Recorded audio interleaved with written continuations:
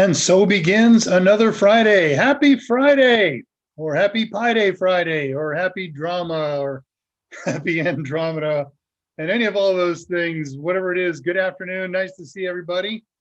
We've got a good thing going on today. I wonder.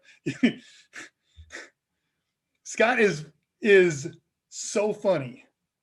You know his conversations, and when he's working with Mike, he gets to be the straight man. But when it's his show, he is hilarious. I put a lot of thought and effort into some of the things that I post on Mike's AMAs. And sometimes they're clever and sometimes they're groaners.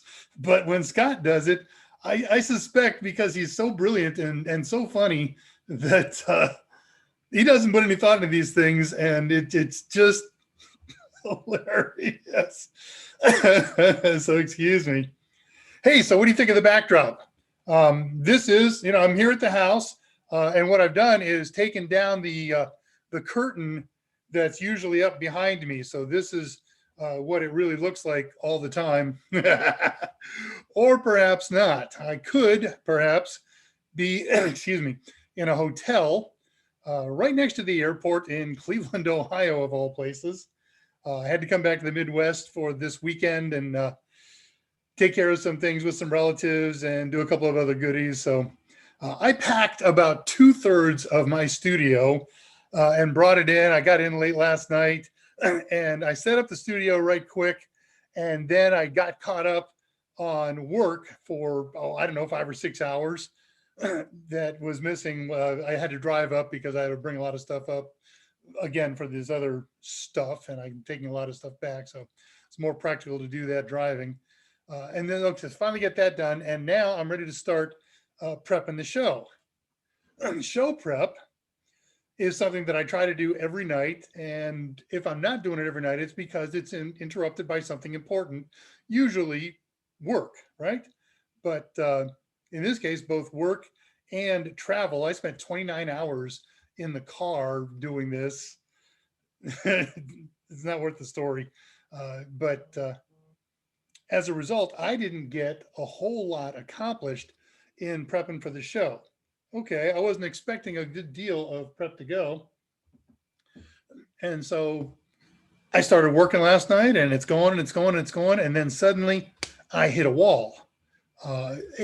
Something that appeared to be a limitation of the internet connection here at the hotel. I'm not doing Wi-Fi, and I knew that I would have a whole bunch of devices, Pis and laptops and other goodies that need to be connected with a wired connection. So I brought a switch and I brought just all the infrastructure needed, and got the laptop in. It's got one of those. Boy, I can't think of the right term for it. It's got one of those block methods that says you've got to log into their internet before it will let you through. And okay, that worked fine on the laptop. And then the first Pi that I brought out, it wouldn't go. And I thought, well, okay, I will abandon that for the moment. It's late. It's 3 o'clock in the morning. I got to get up at 6 and get real work going again, and then get prep going. So got up this morning, and I didn't even check in with the wife, and she said, hey, you know what, maybe you should make a hotspot. Hey, that's a brilliant idea. Hadn't even thought of it. But I thought I'd try some other things first, and came up with an idea that worked. And so I have the Pi that we need for the project working, the laptop that I use for doing this nonsense. They're working simultaneously. I did as much testing as I possibly could. And then I started the project. I'd written up the project, pardon me, but I didn't do any labs. So that was this morning, and they went so quickly and so smoothly, and so easily that you are just going to love today's stuff. All right, so that's all the pre-set up. Fill you in on details as you need. Let's get started. At 5 minutes past, I am David Rush. I'm the senior instructor at Total Seminars, and this is Drama. Dave Rush, Ask Me Anything. We get together once a week at Friday at 2 o'clock Central Time, Central Daylight, Central Standard, whatever it happens to be, it'll be 2 o'clock. And we talk about all things CompTIA, especially the trifecta stuff, the A+, the Net+, the Security Plus, but any of the other ones. Scott wrote a great IT Fundamentals Plus book, and we talk about that. And then, of course, what we do is we gear the focus of this presentation to use Raspberry Pis to continue our studies for those of us who are trapped and unable to do training and studying like we would normally do in pre-pandemic days. So we use Raspberry Pis sometimes directly as tools, sometimes indirectly as tools, and sometimes just for pure fun. And we are coming up on our 1-year anniversary. So I've played a little fast and loose for the last couple of weeks, not doing real tightly tied CompTIA stuff. Today and next week, I will not deviate from that process, but after that, we'll get back to tightening down closer to the CompTIA world. I am, of course, as always, joined in spirit and in keyboard with by my partner in Pi, Scott Jernigan, senior editor at Total Seminars, author in his own right, musician, medieval warrior, and many other hats.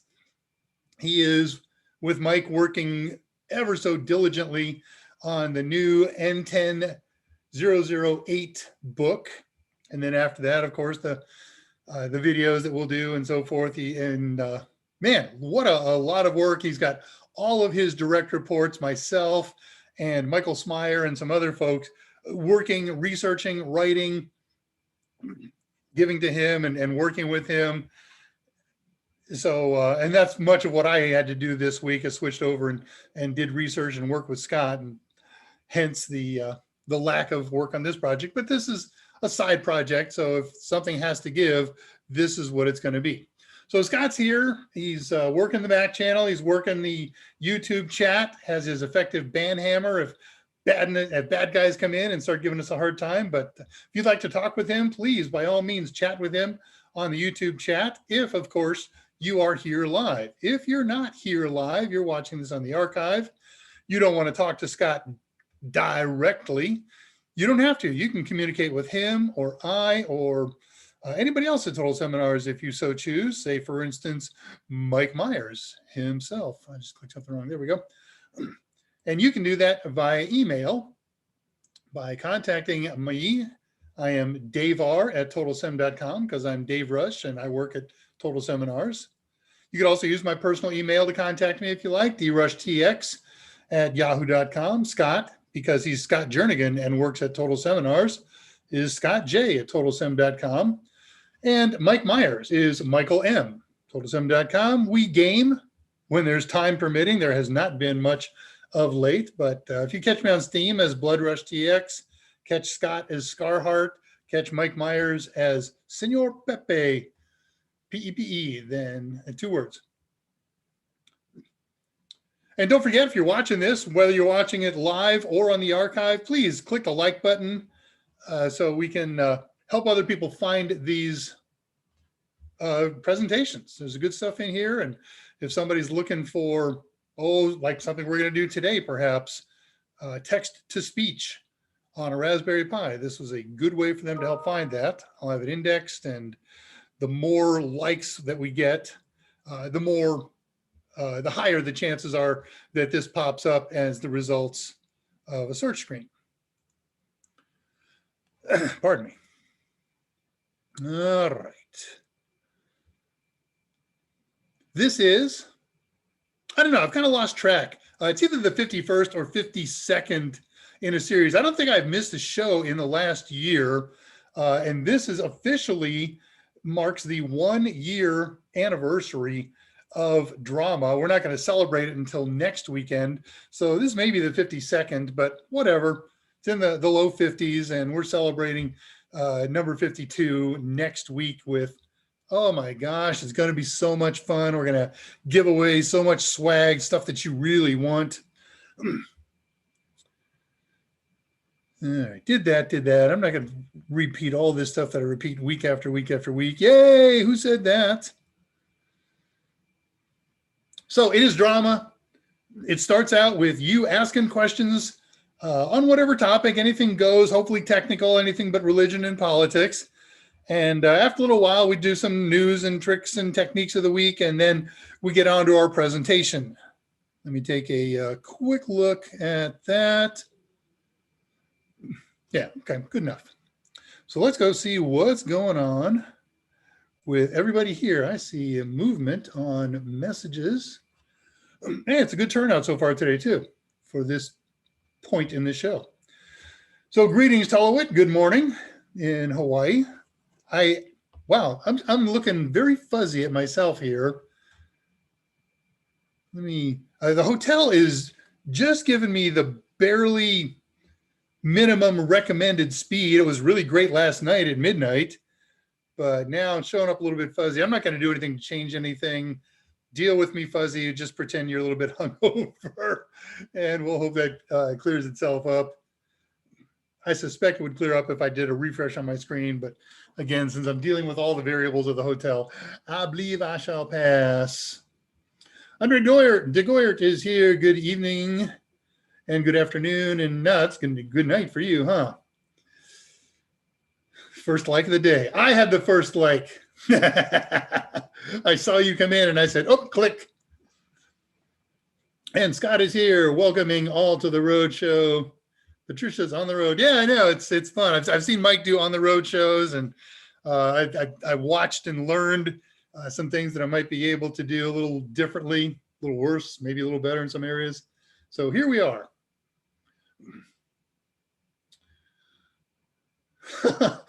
I wonder what that means. Well, it's not on the road with Jack Kerouac, and anybody who gets that, I may throw an extra entry in the drawing for you.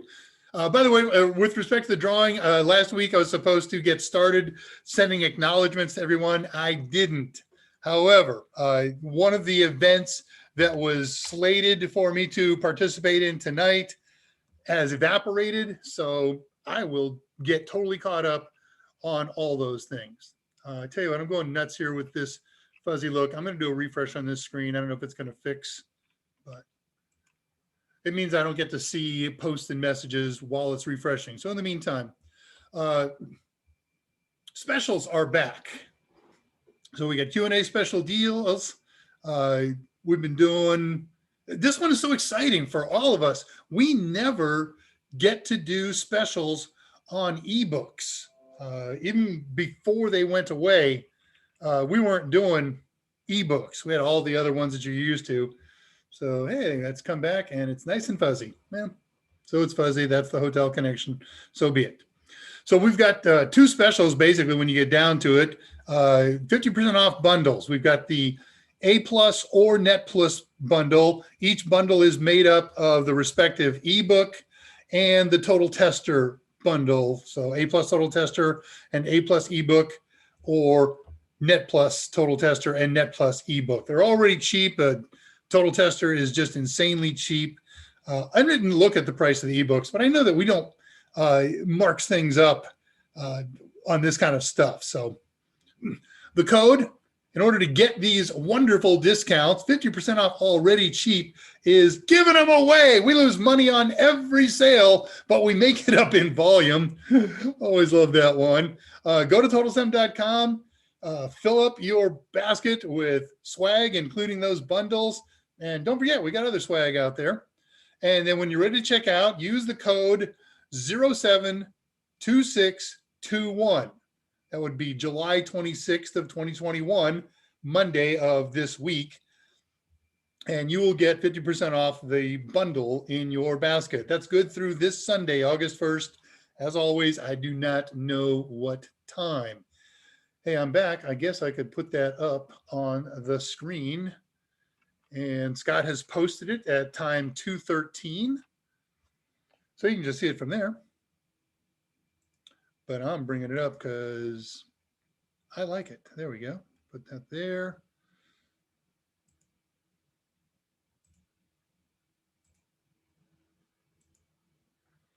Okay, so there's your checkout code 072621.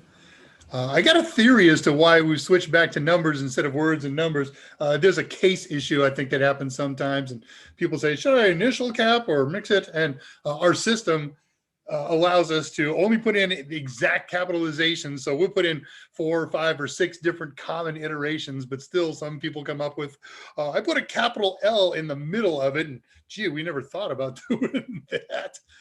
Don't forget, school year is coming up. If you are or know a teacher who will be teaching CompTIA stuff or any of the stuff that we have products for, contact Kathy Y at totalsem.com. That's Kathy Yale. She and Mike are ready to open up the barn doors with swag to help those classes out. There's some stuff that's better than cheap. And let's just go with that. Don't try and call her and get freebies or cheapies. If you're not a teacher, she'll be checking and she knows she is brilliant.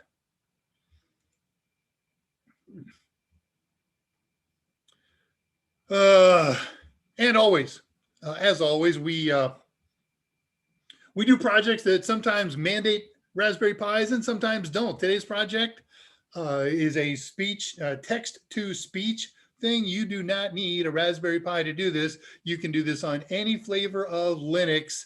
So if you've got a machine, you want to just turn it into a Linux box, cool bananas. Set one up in a virtual machine. I think it'll run native on the Unix in Macs, but I'm not 1,000% on that. But man, it's a really fun project. Let me get all the way through most of my notes and then get back to questions. Last week, what did we do last week? We installed PyApps, a quasi-repository application that holds scripts for installing and removing applications. We used it to install and remove several programs, including Angry IP Scanner, Commander Pi, Snapdrop. That's a pretty cool utility. And it's a neat tech. If you missed the show, or if you haven't tried PyApps, that's right, PyApps. Catch last week's show. It's in the archive, and you'll be able to see how to get PyApps. And after that, it's pretty intuitive. Where are we going today? Well, I mentioned it a couple times. We are going to install and run a very simple to use, but very powerful text-to-speech program called eSpeak. With eSpeak, you can send text to the program to be translated into audio speech. You can do it from the command line. Just type in a one-liner in quotes. You can provide a text document that it will read. And one of the really cool things is you can incorporate it into Python. And that means you can do 2 different things. You can have canned quoted material already in the Python script, something like, instead of, let's make a program that's got a quiz question in it. And if they get it right, then instead of some text banner coming up that says, correct, moving on, you could have it actually speak to the testing person and say, you got that right, let's move on. Or something, if it didn't work out quite so well, maybe let's try that again. Maybe you could give hints, something like that. So that's one way you can have it all kind of pre-canned in there. And the way we're going to do it today is just uber cool. We're going to use the input function of Python programming. So we will ask, what do you want me to say? What do you want me to do? And I've got a couple of different iterations of that is just cooler than all get out. And you can do this all very easily. It's all pre-programmed. It's all canned. You can download it and just run it without any modification. It's very, very cool. Okay, let's go back and do questions, see what's up on the chat. And then I got news, tricks, and techniques of the week. And I got some cool stuff Ola in there.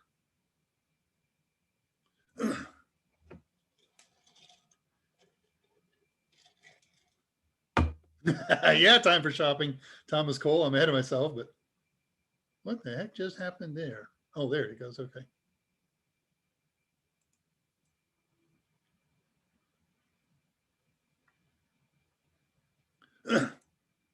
No, not medieval, medieval. Andre.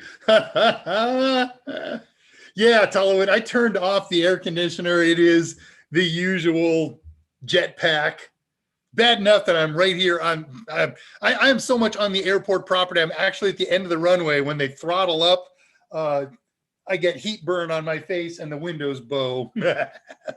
And then when you add to that, the jetpack air conditioner, goodness my gracious, what the heck is cooking here? There we go. Oh, so some of the stuff that I packed for convenience and lightweight. And I brought this little wireless mouse and keyboard set that's kind of my crisis set.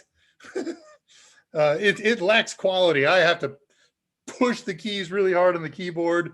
And the mouse is nice in that it's got a great power savings mode. After 20, 30 seconds of non-use, it drops into a power savings mode. And if I try to use it, it won't work. And the only way to wake it up is to move the mouse scroller. And I just don't use it that frequently enough to remember that. So I'm spinning, waiting for the mouse to appear all over the screen, and it never does. And finally, I remember, wake it up. Hey, the Xerxes 78, good to see you, amigo. I'm still reading that message again. Andre, medieval. Zach, good to see you, buddy. Man, you were in the news today. Oh, yeah. I don't want to do COVID stuff. Zach has a question. My first question of the day, finally. Sorry it took so long to get to, but hopefully you're still around. Oh, you asked Mike about your helium miner too, so we'll see what we got here. I have a question about my helium miner, asks the Xerxes at 208. Uses Raspberry Pi board. I tried to port forward 44158 and it didn't work. It won't use the internet, but relays to nearby hotspots. So I set up a DMZ. Is it safe to run Raspberry Pi system that way? No. Number one, your Pi is at risk. Very simple. And because every port that you don't have specifically forwarded in your router gets delivered to your Pi. And so the problem with putting something in the typical one router, one host DMZ is there's 65,535 TCP ports for a hacker to try and 65,535 UDP ports for a hacker to try. And as soon as your Pi answers on one of them, a weakness is exposed. And now they will start attacking and pursuing through that port. Okay, big deal. So they wipe out my Pi. How bad can that be? Well, in your case, it might be really bad because you may have cryptocurrency in there. But for me and for most, the greater danger is that Pi in the DMZ is not necessarily restricted from accessing the other REISs on your network. So they can use that Pi to access whatever other computers you've got going on. That's the reason right now that I don't have my port forwarded web server running 24 hours a day. I open it up during Friday shows and on request, but no, it's a dangerous thing to do. There are safe ways to do a DMZ, and it uses two routers. So what you do is you take your router, you connect it to the internet, and on one of the switch ports, you hook up a device that's in the DMZ. And then on that router, you go through the second interface to another router, and that's a NAT router, and that then hooks up to all of your devices. That provides a nice firewall that prevents your DMZ device from getting to your regular network resources. It's not a foolproof solution, but it's better. So I hope that helps. Hey, yeah, Dave says 209, Zach, I have one for you. What's the difference between sudo su and sudo minus I? Well, I don't know what sudo minus I is. Oh, it's interactive. Okay, so sudo su, su says, make me permanently part of or operate in sudo mode. So I don't have to proceed every command with sudo. When I say sudo su, I am the sudoer, the sudoer, super doer. And cool bananas, don't forget to get out of that with the X command. Sudo minus I am 90% certain I don't use it.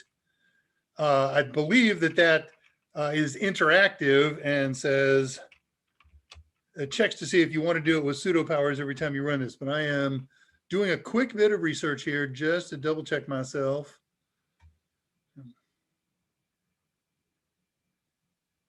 Reading, standby.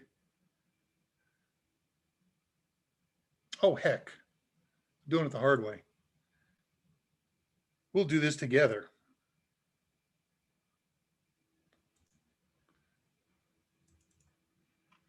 Hang on, bringing up a server, bringing up a host.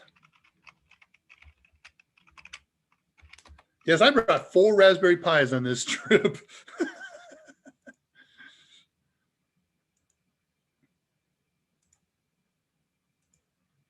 All right, so let's do, this is a brand new install and I didn't set up big text. So let me fix that ever so quickly.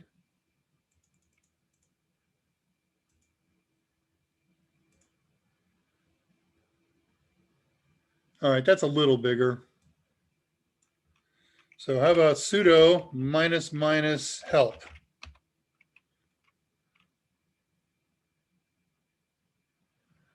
Minus I, login. Oh, okay. So when you do minus I, it says, who do you want to sudo as?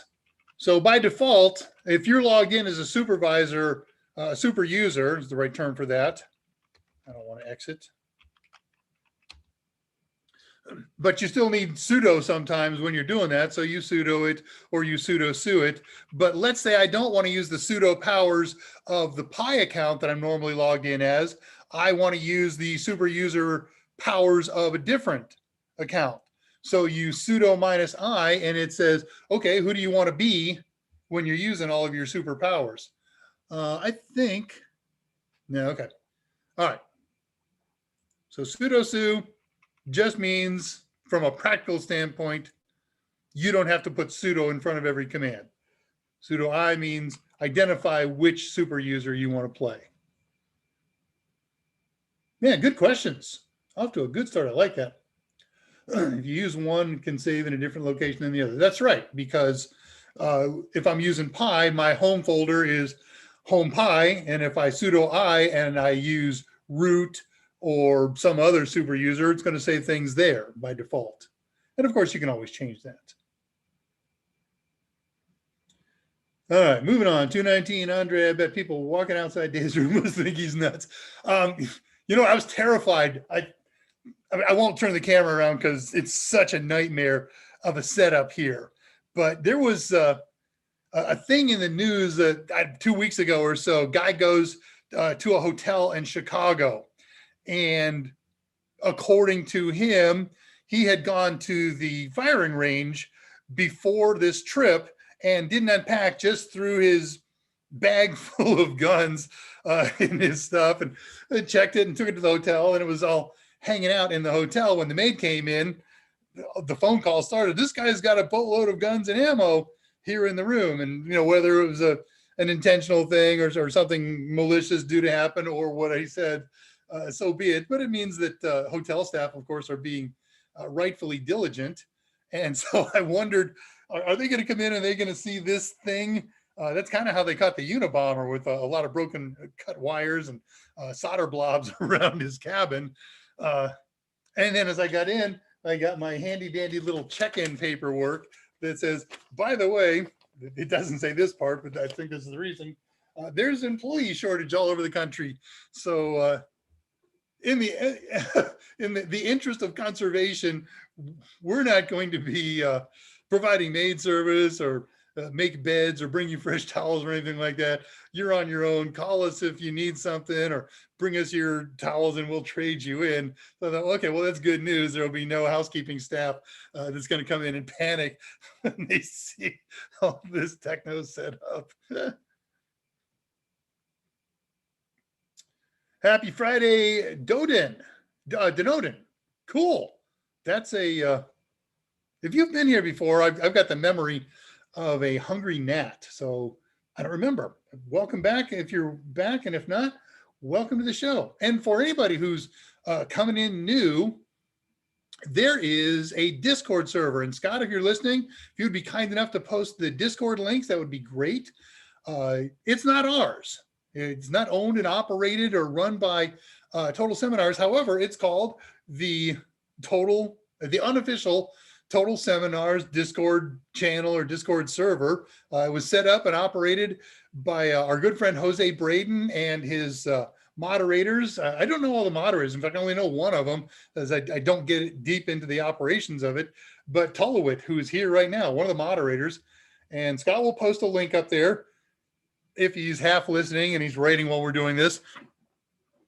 And we get together. It's open and running 24 hours a day, and there's well over 300 people hanging out, on that Discord server, talking about the show, talking about the topics of the shows that we do. And then they've kind of even moved away from not just what we do. Thank you. Scott just posted the link at 2:31. It's an invite. If you click on that, it will probably say, this invite has expired. Don't panic.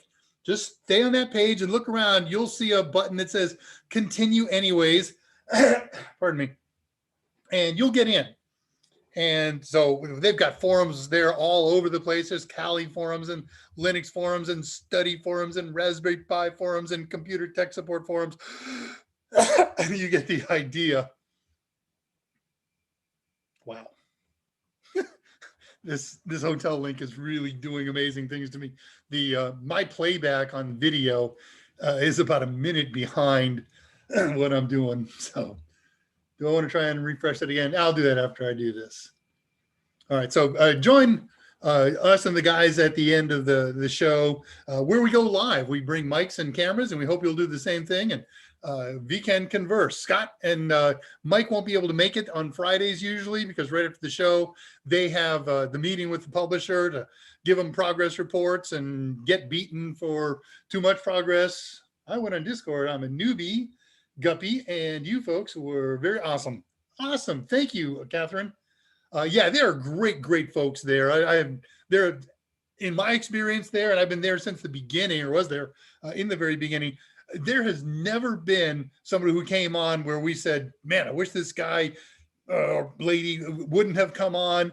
They're a pain, they're whatever. They're just great folks there with all experience levels, from I just bought my first computer, I just bought my first Raspberry Pi, to people that have been fixing computers for years. We've got programmers there and technical people and makers and builders.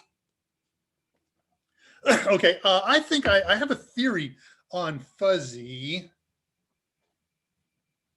The camera is much closer to me than I usually get.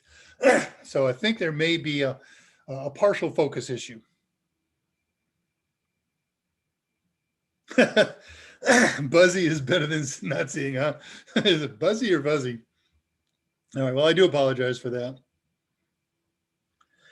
Oh, sorry. Something in my throat. I think it's the hotel.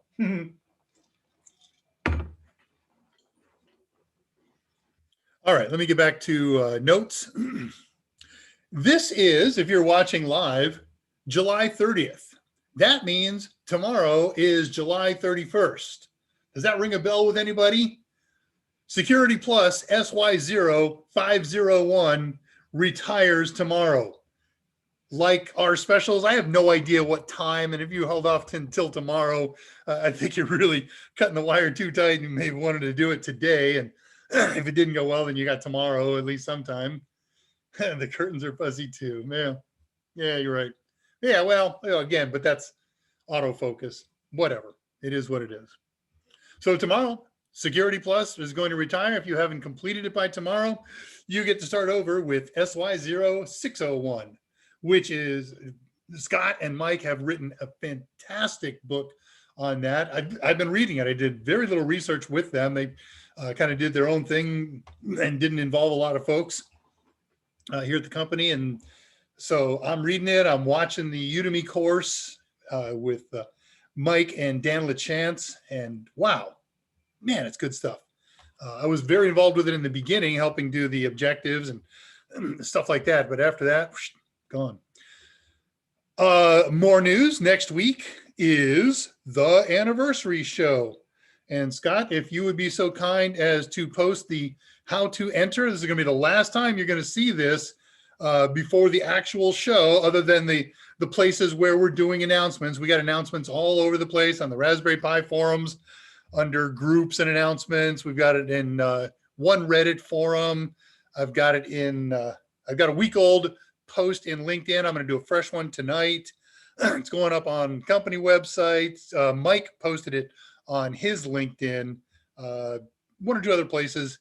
But you know, if you want prizes next week, and I'm going to have enough prizes that we're going to get a sizable percentage of you as winners of who knows what. There's Raspberry Pis, of course. We've got other prizes that we're giving out, and I'm still got one phone call into the bosses to get 3 more prizes added to the list. They're just super cool and very inexpensive. There we go. So Scott has posted the how to register. You have to pre-register for the raffle, for the giveaways on this one. We don't do it live. Hey, answer a question, and Fred was first. You're going to get drawn from a hat based on the information in the email that you send me. Not based on, but from the information in email. So you got to send an email at 2:35 that Scott's posted here.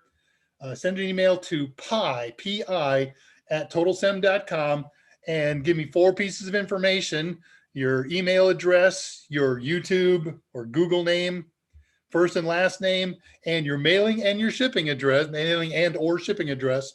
And that way, when we draw your name from the hat next week, you got to be here. So I'm going to say, is Tullowit here? And he's going to type a bad pun proving that he's here, and that will make him the winner of the prize for that drawing. And I'll mark it off my handy dandy list. You won't have to contact Kathy and give her your info. We will have it all ready to go and arrange shipping or whatever we're going to do. So if your name's not in the list in that email pile before the show happens, you got to do it by midnight on the 5th, my time, because at midnight I'm going to close the thing off, and then I'm going to take all the final entries in there, get them in the spreadsheet program, and we off and running. It's going to be fun. Man, it's going to be fun. And of course, we'll have a good show along with that. Maybe. I got 4 possibilities, and I don't know, the show might just be so fun and so interesting, just answering questions and doing giveaways and contests, that I may not do a presentation. We'll see.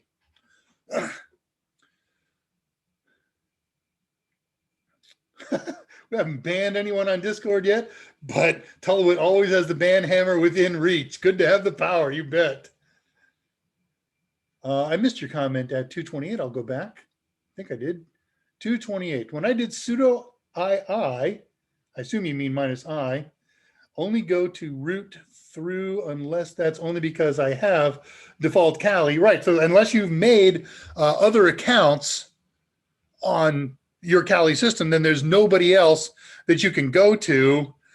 And you can actually sudo I to an account that doesn't have sudo powers. It's kind of silly, right? But it's doable. But what you want to do is you want to make an account, an alternative to root.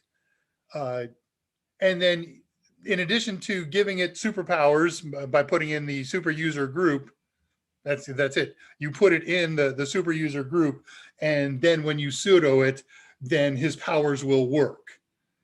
So he needs to be a sudoer. And yeah, I think not only does he have to be in the super user group, that's where he gets his power. He must be in the sudoers, SUDOERS group, so that he's valid to select with sudo.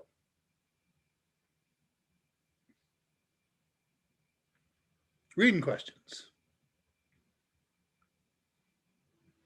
Did you see? Okay. Would I be correct in saying that? Yeah, I hope that clears up. I will do a bunch of experiments when I get home this week on sudo I with different kinds of accounts, and have more information for you next week. I'm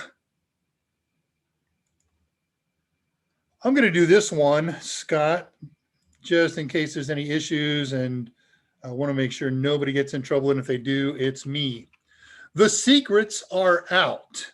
One of them, we know it's completely safe to publish because CompTIA has published this. So let me post this link here at the current time. There's the CompTIA link. Click this. Time is now 40 minutes past the first hour. CompTIA posted at the link that I'm putting on the YouTube chat right now at 2:40, the release date, the launch date for N10008. They don't have the day of the month. They have the month. It's September of 2021. And they say in that post that more information will be updated later. I'm going to attend the launch party for insiders next week or the week after that at home. It's just gonna be a little half-hour presentation. They're gonna do their dog and pony show, and I'll communicate with you anything that I can, and we'll go from there. Now, here's another thing that's been published. CompTIA didn't publish this. However, it's out in the public view. So you could go find this just as well as I could. In fact, I was doing and using an online search engine and ran across this. So this may or may not be approved to publish, but it's been leaked. And so just like any other leak, I feel comfortable posting this. This is the link to the 10.08, the current 10.08 objectives, version 2. And that's posted at 2:41. So if you want to see what's coming up in 10.08, now you'll know. So people have been asking me all over the place because of this leak, when is 10.07 going to be retired? That is not published. Scott and or Mike may have that information, but they haven't shared it and I haven't asked. So I'm going to give you what I understand about CompTIA. Usually, a given exam will operate for 3.5 years after the release date. Well, we're going to run a little long on that already. The release date was March of 18.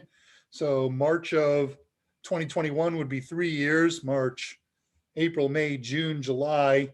In theory, it would retire in 2 months, but they don't ever do that. They usually let it run for 6 months after the new exam, but I got no guarantees on this. So 10.07 could retire in 2 months, or it could retire 6 months past September. We don't know. The world holds its collective breath. But whatever it is, you've got time to complete any 10.07 studies. The resources, my archive document resources. I had this beautiful plan. I'm on the road. I taught my son how to do port forwarding while I was gone, how to turn it on. He was going to turn it on last night, and then he was going to turn it off late tonight. And then I realized, since I was writing this morning, doing final things, that I didn't set up an SSH port forward so that I could send stuff to the server. So there's no point in opening it up today. I will get that stuff put in when I get home on Monday night, and I'll open it up for a couple of days, and it'll certainly be open next Friday with next Friday's archive documents as well as this Friday's. It's pretty easy stuff. There is basically one website, and as far as the project goes today, yeah, okay, 2, but you'll see what I mean. But you don't need it for this. But those of you who do collect my archives, and there are some folks who do that, and I respect that. By all means do. Anything else missing there? Old unanswered question. There was none. Discord, this week's project. Okay, I'm up to the project already. So let's go see what's slid in to. Hey, no questions. Pretty well caught up. Oh, here comes one from Scott. I think you have to be logged into the CompTIA Partners portal. Okay, so I saw that on the link that I found and then I posted. I did not log in. I'm not logged in. I'm not a CompTIA partner. So that may be true. I'm sorry, the dog and pony show. That's correct, right? I'll be able to get to that. I had to pre-register for it, and so I'm there. You won't be able to catch that. I didn't post that link. I wouldn't. But again, if they allow us to share whatever we get out of that, I certainly shall. But as far as the objectives that Scott's talking about here at the partners portal, now I got to go look at the link I posted.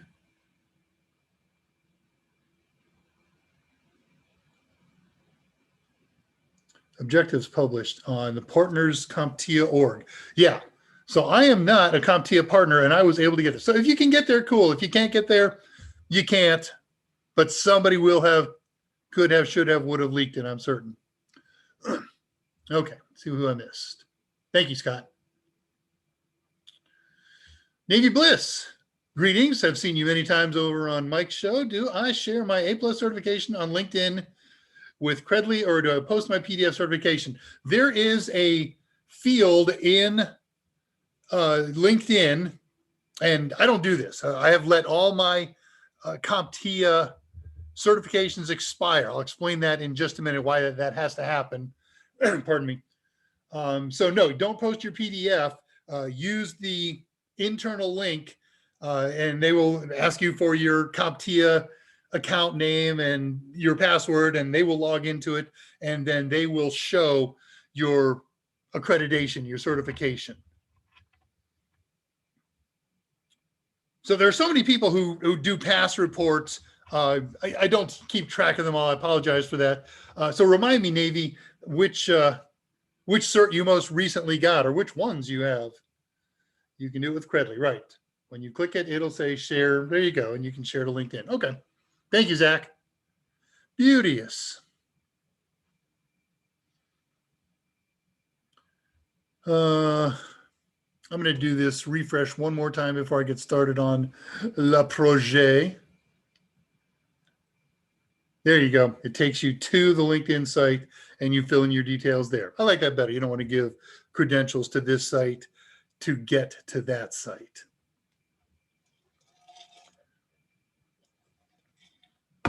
Waiting for a refresh.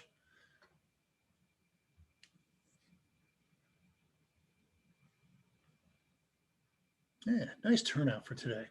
Good. If you're here, or if you're watching the archive, you're going to be glad. This is a project that I ran into sort of accidentally a little while back, and said, oh my gosh, that is just cooler than all get out. Some of you have played with have used our Total Sims in A+ and Net+. I did a lot of those. I did a lot of those with others. Some of them I'm not very good at using. Okay, you passed Core 2 yesterday. You passed Core 2 yesterday. Way to go. You are now A+ certified and should have that certification showing in LinkedIn. That's wonderful, Navy. Congratulations. All right, train of thought. Ran into this thing a little while back, and it's cool, and I totally lost my train of thought. That's exciting. I love when people pass. It'll come back to me. Darn, I had a story. Oh, so why Dave lets his certifications expire. So here's the deal. We write a course. Scott and Mike write a book. Sometimes they get the book done before the exam comes out, sometimes a little bit after. And when that happens, that it occurs a little bit after, we want to get an idea of what they're testing. As Mike has said many times, we don't get any more heads up than you do on what the questions are or what they're going to be. They post objectives, and we get them earlier than everybody else. And so we read the objectives and try to figure out what the subject matter experts who are involved in writing those experts want the world to know. And then Scott and Mike write their book, and they research it, and they get us involved. And, all we can do is hope that we're on track. And we're very, very good at this stuff. We've been doing this for a long time. Every now and again, we might miss it a little bit. So the call comes in, hey, anybody who hasn't taken the N10-008 test yet, go take it and fail it. Okay, because remember, if you pass it, you don't get to take it again for the next 3 years. So we'll go take the test, we'll fail it. Sometimes we try and fail on purpose and really badly. Sometimes just try to barely pass, barely fail, and sometimes try to pass and fail because we just don't know everything up. And then we get an idea of what these topics are and what kind of things they're looking for, and then we can go back and make appropriate contents in the book. Then comes the other part. We are a mobile Pearson VUE testing center, and the rules are, if you are certified in many of the certifications, or if you're even working on studying to pass the test, you can't be a Pearson VUE test moderator. And so by not passing it, if you as a certificate holder, we can't be moderators. And as those studying to pass the test, kind of work that gray line. I'm not studying to pass the test. I'm just studying to take the test and fail it. So, and then sometimes toward the end of my tenure, I'll pass the test just because I want it in my LinkedIn too. But then I get stuck on being a no moderator for a year or so. That kind of a pain. And that's one of the reasons Mike doesn't answer when everybody asks, what certificates do you hold? Sometimes he doesn't like to say, I don't hold any right now, because he too needs to be a Pearson VUE moderator when we take the Pearson Systems mobile. Zach. Zach is telling you, is quoting Mike at you. All right, you got your certification, now get a job. Get book done before the exam comes out. Sometimes it happens, right? I know McGraw-Hill is always whipping us to do that, so be it.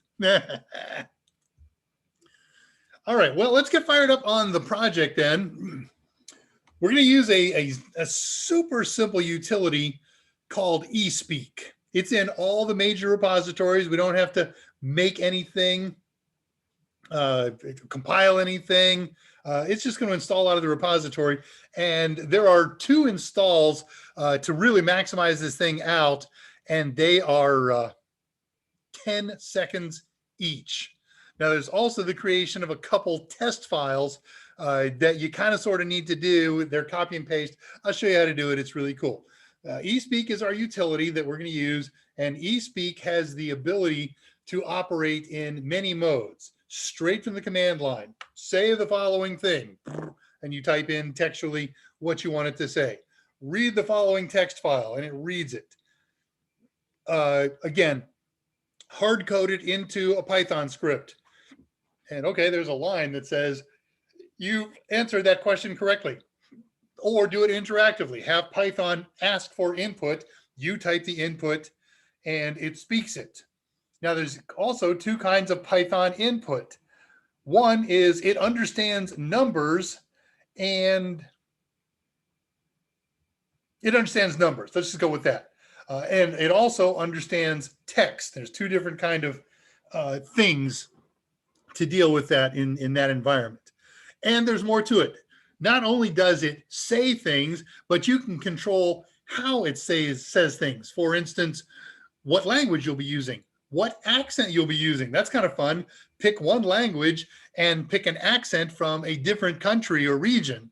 There are 5 different male voices. I don't remember how many female voices, at least 3, maybe more. So you can change that up. You can change the speed at which words are spoken, X words per minute.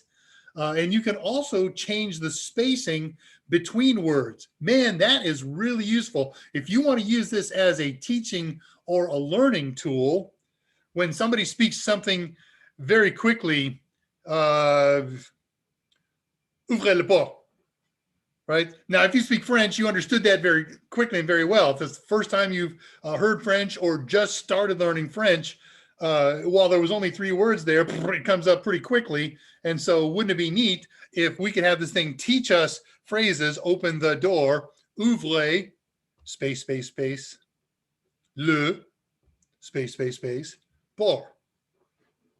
And, oh, okay, so that makes it very easy to learn and repeat, and then we can continue and shrink the spaces between words. That's how we teach Morse code, by the way. It's really cool. The fastest Morse code, we don't need to, you don't have to test on Morse code anymore if you're going to be an amateur radio operator. We used to have to.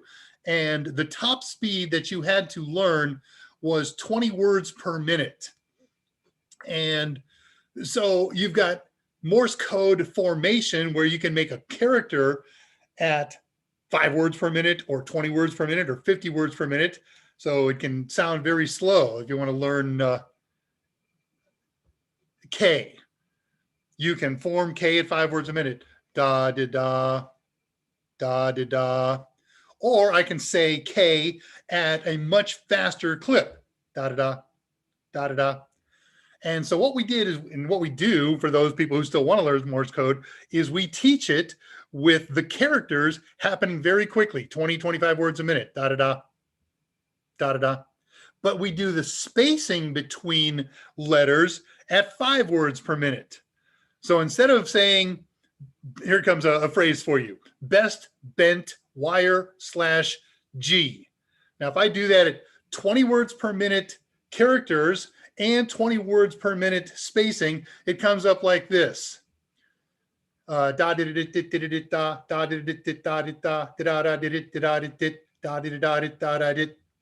best bent wire / G, and then there was an ending on there. Yeah, not going to teach you, don't care. Or how about we do it in a more learnable pace? So best. Da did it did it da. So that's 20 words per minute character formation, 5 word per minute spacing. 20 and 20. Da did it da 5. Da did it did it da. So you can do the same thing here with this eSpeak utility. You can do fast word formation. You can do variable or slow. Same thing on spacing between the words. All very controllable, very cool. All right, so what are we going to do with here? Does this hit the objectives? Lightly. A+ objectives. This is something that gets mentioned that we have to know about. You don't have to know anything about using it or how it's programmed or things like that. This is just cool technology. What do we need? Works fine on older Pis. You can do this fine on a 2. Recommend a 3 or 3B.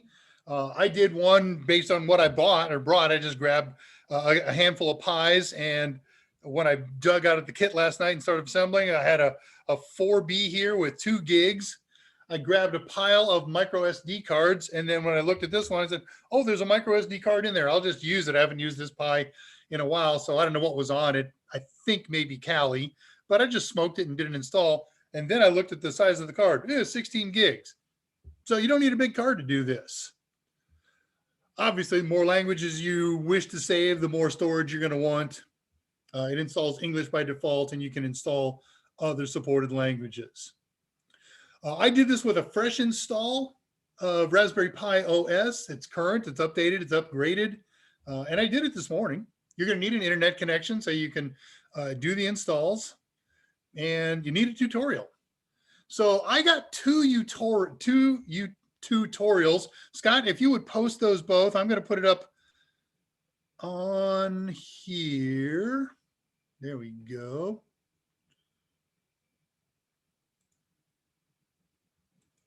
And I'll tell you the difference between the two of these. Man, I have got to reboot my machine. That's probably part of the fuzziness I got. Oh, wow, that's weird. Oh, I see what's going on. Okay. Okay, so this is the one. So there's one here at the howtoraspberrypi.com site, make-talk-raspberry pi eSpeak. It's a good tutorial because there's only 1 or 2 things that you have to do. And what I like about this one is there's very good explanations of some of the command line switches that you can do with eSpeak. But that's it. It only talks about operating it from the command line. This one at dexterindustries.com, how to make it, or yeah, how to then make your Raspberry Pi speak with dashes. It's basically the same tutorial. It's the same 2 commands. Plus, they've got some downloadable Python scripts referenced. They do a decent job of explaining some of the critical command line switches. So that's the one that I'm going to use today. So you can go there now. Scott's probably posted it already. And if not, let's see if he's listening and doing that. Shrink you. Back to here. There we go. So Scott has posted both of them, and we're going to follow along on the Dexter Industries one. Thank you, Scott. I got a 4B, 2 gigs, a 16 gig card. So let me show you the first things first. If we want this thing to do text to speech, you want to be able to hear it, right?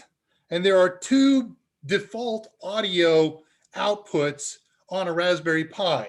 One of them is if you're using a direct connected HDMI monitor, then the audio by default goes out the HDMI port to the monitor. So if your monitor has speakers, then you're already good to go. If it doesn't have speakers, then you're going to get silence when you do this.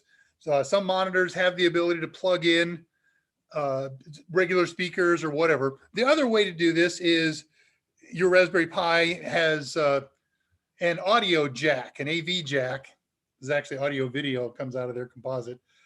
But you can plug in a traditional, I got enough cable to show you this, set of computer speakers that has a 3.5 millimeter plug on the end of it. Or, I'm not going to get into this today, you can set up a Bluetooth speaker. That's a very easy thing to do, and I'm planning on doing that as a feature in the next few weeks. But whatever you do, you can't get sound over VNC. It's always going to come out directly of the Raspberry Pi, either the HDMI port or the AV jack. So you've got to tell your Pi which one you want if you don't want the default or if you don't know what the default is. So let me show you how to do that. Stand by, bringing stuff up.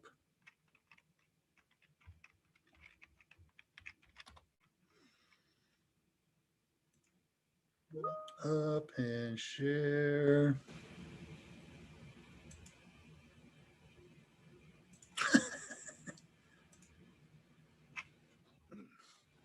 Okay, so here's a freshly installed Raspberry Pi. I didn't know how long the eSpeak installation was going to take today, so I've already done it. But again, it's just one very simple command, takes 10 seconds. So I'll type it in, but we're not going to hit the enter key because we won't have to. All right, so you see up here in the upper right-hand corner, there is a speaker icon. If you right-click on that, there's your 2 choices. Sorry, I got a thing covering, and device profiles, do another day. But so when I came in and I started working, I did my first test and couldn't hear a thing. And then I realized I actually brought an HDMI monitor, but it doesn't have speakers and it doesn't have a jack to connect speakers. So that's okay. I brought computer speakers and there we go. So now we've got AV jack set up. Good to go. All right, I'm going to keep this up and running. It's kind of cool if you never knew that, right? So let's do a test. This is from the tutorial.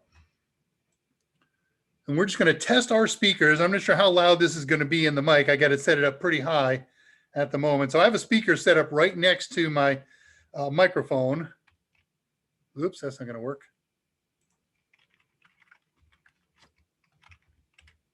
I'm copying and pasting this command. There we go. Now it's going to work. There is a folder that's created by default when you install Raspberry Pi OS. It's under User, Share, Sounds, ALSA. ALSA is the software audio mixer in here.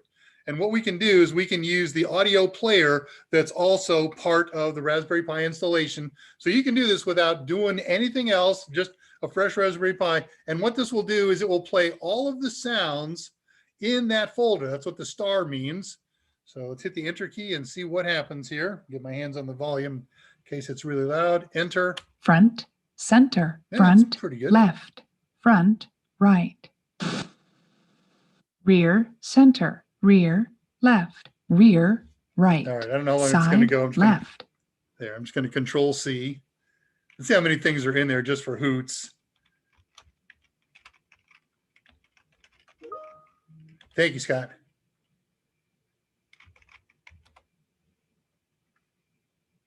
What did I miss? Oh, share.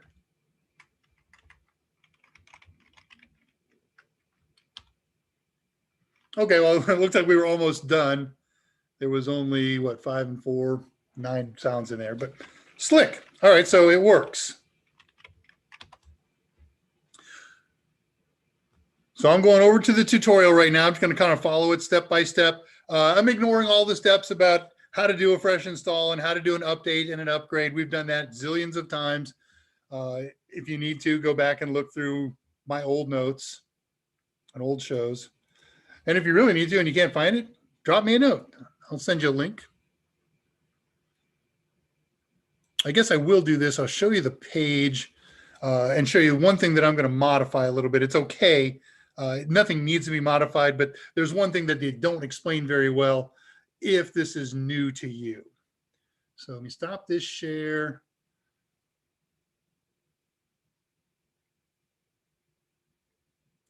Go over here, go over here. Dexter, okay. Now we share it.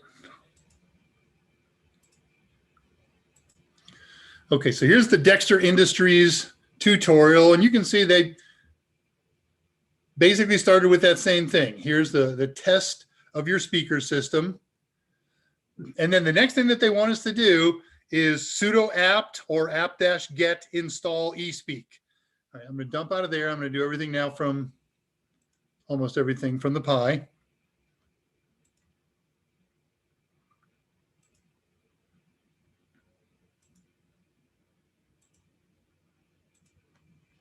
So I did it this way, sudo, come here you,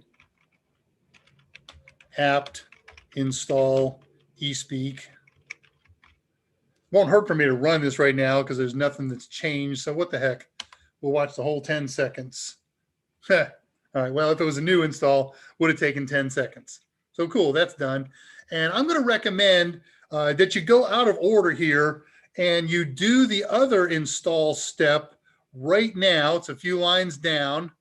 We're going to install support for using numeric calls when we're in the Python environment. And so what you got to do here is the following command. Come here. It's down a little ways in the tutorial, not quite halfway or so. Everything that you need is already part of this command. You already have pip3 as part of Raspberry Pi OS. So you sudo pip3 install num2words.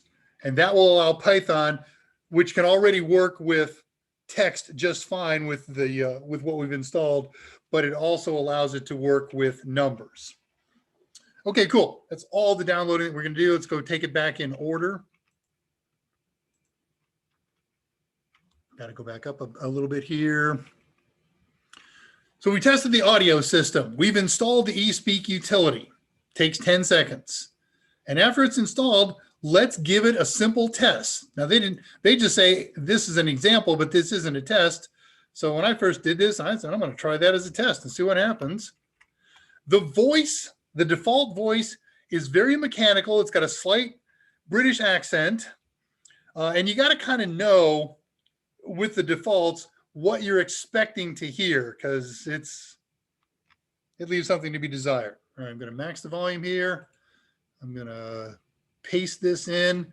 So eSpeak, and then the text that you want to hear goes between quotes. And then this 2 means device number 2 redirected to dev null. You don't have to care about that. That's a Linux thing. What we care about is the eSpeak text, but you do have to have the you'll need to include this at the end of any command line usage so that it will get sent to your audio output. So when we hear this, it's a little unclear initially, but it'll say text you wish to hear Bach. Here goes. Text you wish to hear Bach. So if you don't know what that is, and especially, the way we're doing this, I'm transmitting it through 2 different translating systems between Zoom and YouTube. Text you wish to hear Bach. Not bad though.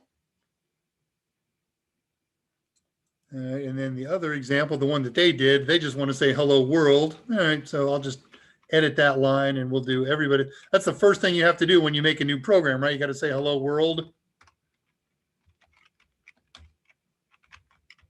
I don't know why I capitalized that. It doesn't care about capitalization. It doesn't. Hello world. Yeah, that's not bad.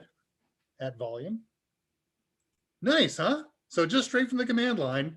So you could write bash scripts with this, any other kind of simple scripts, and you can have the thing talk to you whenever you want. You could do it as a cron job, schedule this thing. Every day at 8 o'clock in the morning, local time, it says, hello world, why are you not up yet?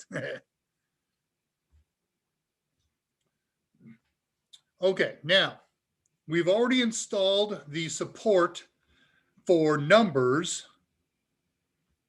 in Python, and it has native support to work with Speak. So here's the next trick. We need a Python script. And if you go down through this link here, you're going to come to a point that says we have 2 examples that you can download here. You right click and you go to that link and it's going to take you to a GitHub site. Let me show you what you're going to find there.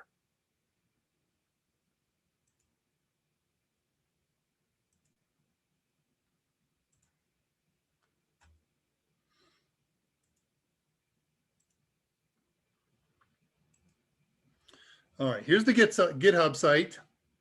And there's 2 files there, speak_count.py and speak_text.py. And you can't directly download these. You can't right click and download. You can't click on them and download. I'll show you why I'm going to go into that in a minute.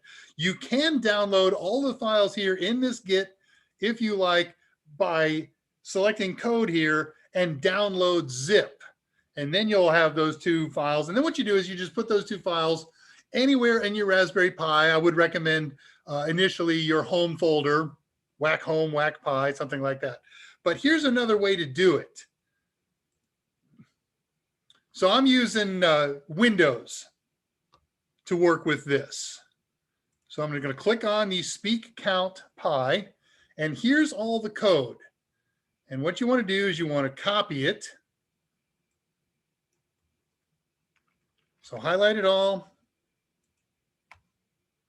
Right click, copy. And now you go to your Pi and you're going to create a new file. And I'm going to make mine a little bit different name than the one that's there because I've already created one. So I'm going to say sudo, I hate when you do that, sudo nano, and then the name of a Python script file. Good Lord, I hope they don't throw me out of the hotel, and I hope you can hear. Stand by, let me look outside.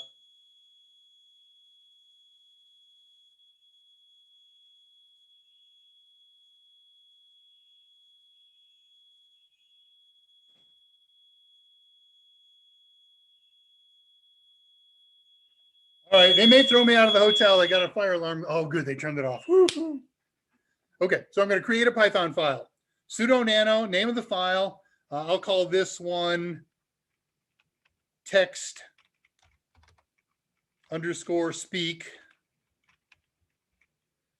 .py. And then while I'm in there, I'm just going to right click and paste the stuff that I copied. And there it all is. And now we'll save this with Control X. You want to save this? Yes, I do. What do you want to call it? Just what I started with, text underscore speak.py. And then the last thing you got to do in order to make a script runnable is you have to make it executable. So you got to use sudo with this one. It's sudo chmod plus x, and then the name of the file, text underscore speak .py. It didn't get an error message, so it worked. So there's two there, one with speak numbers and the other one speak text. If you want to follow their examples exactly the way they did them, then name them exactly the same way, all lowercase, speak underscore count.py, speak underscore text.py. But if not, name them anything you want and then just change their example line to whatever file name you've made.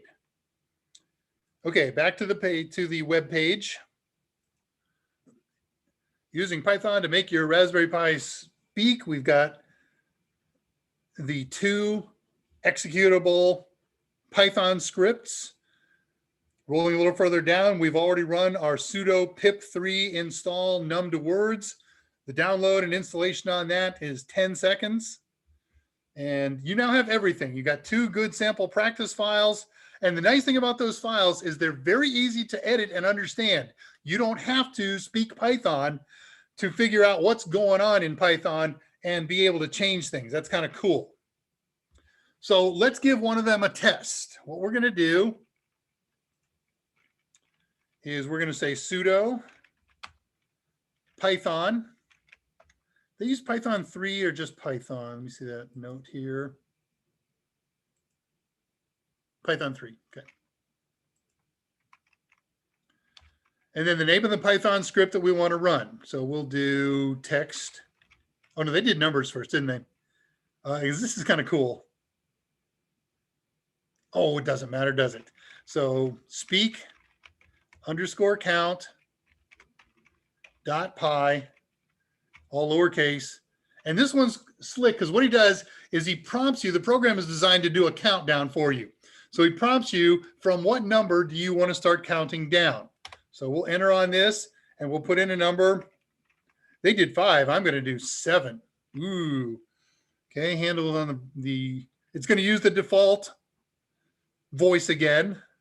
And he's going to give us a ready before we start, and then he's going to start. Here goes. 7 countdown starts. 7, 6, 5, 4, 3, 2, 1, 0. Cool, huh? Now, again, that's a pretty simplistic program. It's great if you want to do countdowns, but what they're trying to illustrate that it understands numbers and how to pronounce them very well. We'll get into changing voices and characteristics in a minute. Now, how about we do their speech count or their text? Cool. This one, again, uses input. So he's going to prompt us, what do you want to say? And we'll type it in and then it'll say it. So enter the text. Hello, David. Again, I just can't help but capitalize where it belongs. Sorry. In 3, 2, 1. Hello, David. And that's exactly, I wonder what happens when we do drama. Ooh, let's try that. Welcome to, I don't know what he's going to do with Pi. Pi Day Friday drama. Whoops. Sudo. You're such an idiot.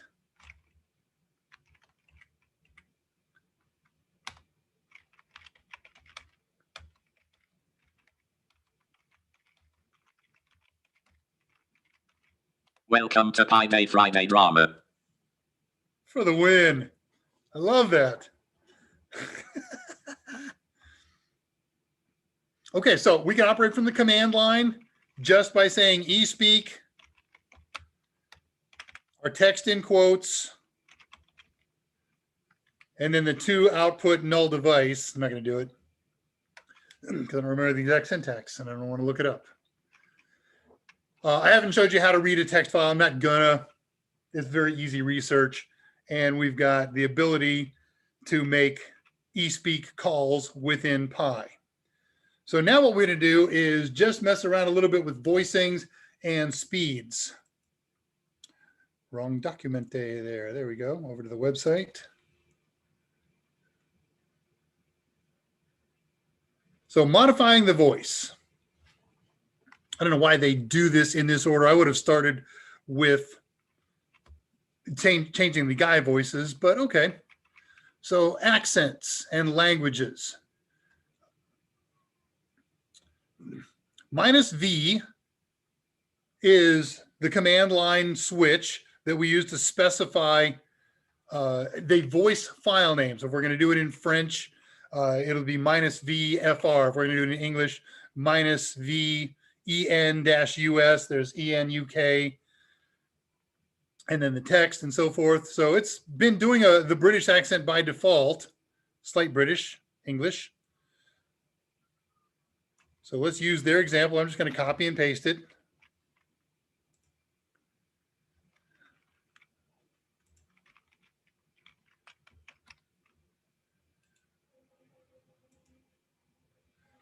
Welcome to Dexter tutorial. Well, that sounded pretty British to me. I don't know if I've got something more or less in there. Welcome to Dexter tutorial. They're the same. It may be that I don't have anything installed but the default. I didn't bother to do that. And I didn't do every test because I did all this morning. Once I got the basics working, I was pretty happy and figured we'll go from there. So let's see. We haven't installed French, but let's give it a try.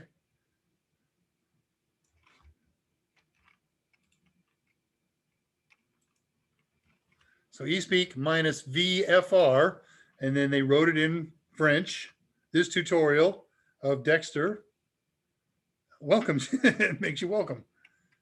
Ce tutoriel de Dexter vous souhaite la bienvenue. Okay, so when we specified French, it also automatically gave it the French accent, and it knows for French pronunciation. All kinds of language support is available. Man, it's starting to get fun now. Do it in Spanish. Oh, and then we're going to do one in French, but we'll use English text. So there we go in Spanish, -VES for Español. Bienvenido al tutorial de Dexter. That sounded kind of French as much as it did anything else. Do it in Dutch. Oh, sure. I just happen to know what the Dutch code is offhand. I'll try. NL is Netherlands, right? That's probably what they use. They use standard. Bienvenido al tutorial de Dexter. Oh, okay. That was kind of cool. That's different than Spanish. So let's try and see if NL is Dutch. Bienvenido al tutorial de Dexter. Maybe. Would work better if I had Dutch language. Andre, post something in Dutch for me. I'll copy and paste it. Oh, I wanted to do French with English text.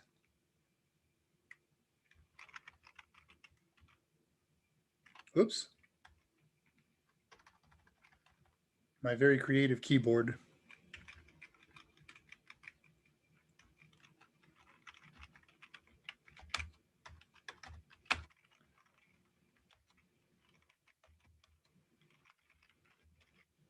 Welcome to Drama Friday. Okay. It said it in English and used a French accent. That's cool. Andre posted. Okay.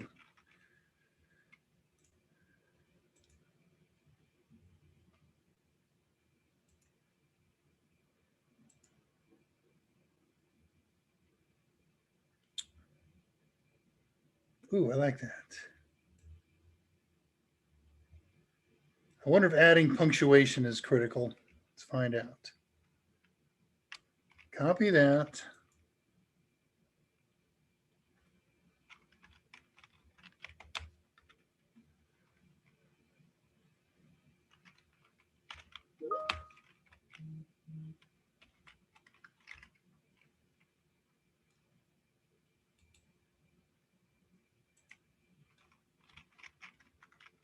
Oops.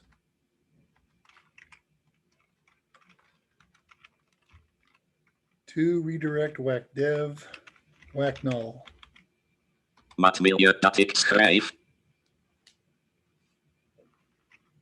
Did it pronounce? It pronounced Scrife correctly. Cool. Smart. Smart. I know you're all going to start posting things in your favorite language. No, you can do this on your own very easily because this is so easy. All right, let's try and mess around a little bit with voices. And I'm going to do it in English because that's the language that I know best. Oh, there's 7 male voices and 4 female voices.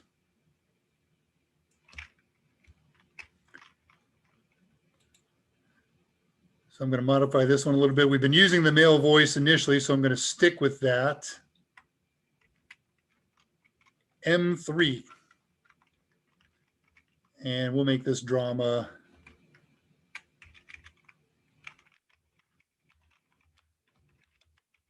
I'm doing some long text, so we've got words to hear. Pi Day, Friday. Oh man, somebody post, Tullowit, this is your job. You've got this trivia. Post the words that were spoken by Hal when they rebooted him. Welcome to Drama Pi Day Friday. Oh, I like that. Welcome to a little more emphasis on it. Let's go straight to male voice number 7. Welcome to Drama Pi Day Friday. Okay, a little bit more glottal. Let's see what the women have to say about this. Welcome to Drama Pi Day Friday. It's the same voice, just change the timbre a little bit. Welcome to Drama Pi Day Friday. A little more emphasis. Sounds like one of the nuns from my grade school. That's scary. Welcome to Drama Pi Day Friday. Okay, they added a little bit of harmonizer to that one. Yeah. Boy, this stuff, just I hear you. Oh yeah, let's make it whisper.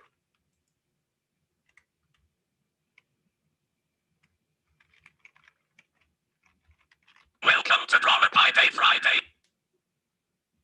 Interesting. Again, that's not one that I've tested beforehand. I wanted to experience it with you. All right, how about changing up the speeds? It'll do 300 words a minute. Let's see. We're going to keep the original male voice, and the default words per minute is 175. So it's a little quicker than humans would normally speak.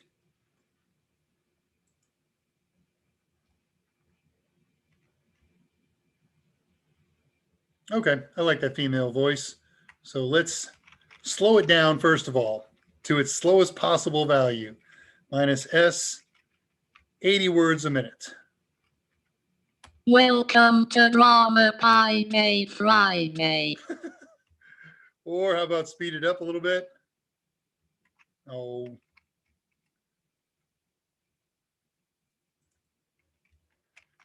I hit the go button too quick. Normally speaks at 175. Let's bump it up to 250. Welcome to Drama Pi Day Friday. Sounds like the end of a commercial. And then we can change the spacing in between words. We're getting close to winding up here. So the pause is done with the minus G, and its number of seconds. Is it seconds or milliseconds? G is word gap, and the values in length of the pause, units in 10 milliseconds, default 170 words per minute. So okay, let's do slow speak, slow words, but slam the words really quick together between them. So we're gonna do minus G10. And we'll keep that, so we're gonna do slow words, 80, minus G10, 10 milliseconds between words, really slowly pronounced words. Welcome to Drama Pie Day Friday. Ugh. Okay, let's speed up the words. So it's very unnatural, obviously, but it's got its value. Welcome to Drama Pie Day Friday. You can hear that kind of staccato pause. And now let's give it a nice long pause between them. How about 100? Welcome to Drama Pie Day Friday. Just like we would learn high-speed Morse code. Very quickly formed words, long gaps between those words, right? All right, so that's as far as the tutorial takes us. That's as far as I'm going to take us. What an awesome thing. And remember a couple things here. You don't need a Raspberry Pi to do this. You can do this on a Linux VM, on a Linux machine. Just make sure, if you're running a VM, make sure that you're able to get to the audio output section. It takes a little bit. Color posted. Okay, I'm terrified. Let me unshare this and go see what's going on back there. Mommy, I'm scared. Get rid of that so I can see things. Go over here. And back out of that. Okay.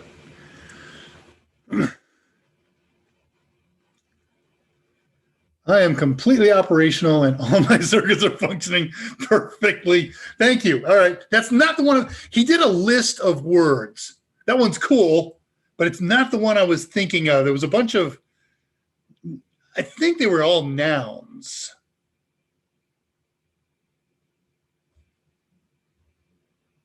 And I didn't look into this. I'll bet that there have been other voices that have been created, alternative voices, besides the ones that are built into here.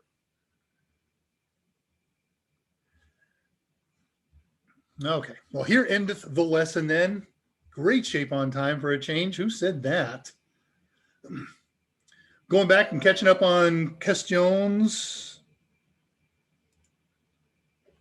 Actually, I'm going to do a refresh on my page because it's so far behind. It's doing the very first thing that I tried. So we'll make that go away. And I will lose you for a moment or two while everything gets caught up. Right now, the routers are logging everything that I'm doing in the hotel router system. And they're going to look back and say, what in the heck? Where was he accessing? What's he getting there? Nobody brings Raspberry Pi, accesses Raspberry Pi repositories. I like that one. I'm going to play that one. This will be fun. We'll do this on the command line one. I'm not going to share it with you. I'm just going to bring it up for myself and you'll hear it. Stand by. I'm typing.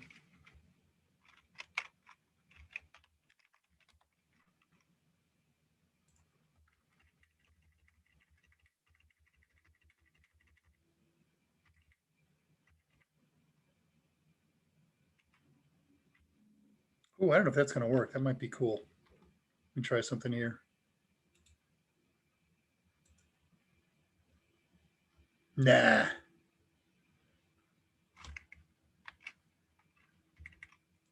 Hang on. I'm doing this one. I don't care if it takes a minute. You'll just have to wait. Okay, there we go. That's the place to do that.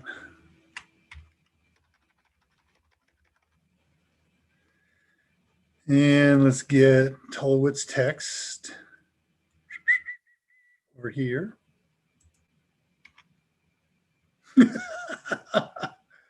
Yeah, the obvious one, if I'm doing this, is I'm sorry, Dave, I can't do that, but the voice isn't quite right. But surely somebody has made a Hal voice.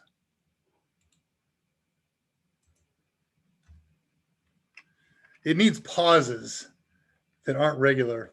Dave, stop. Stop. Will you stop, Dave? Will you stop, Dave? Stop, Dave. So it does long pauses at periods and also pauses at commas. That's kind of cool. It's a powerful program. And for as relatively small as it is, again, you can load it in 10 seconds. That's a knockout. That's a knockout. All right, scrolling back up, catching up on questions. There's not money that piled up. So if you got more questions, now's the time. If we don't get much, we'll dry up a little bit early.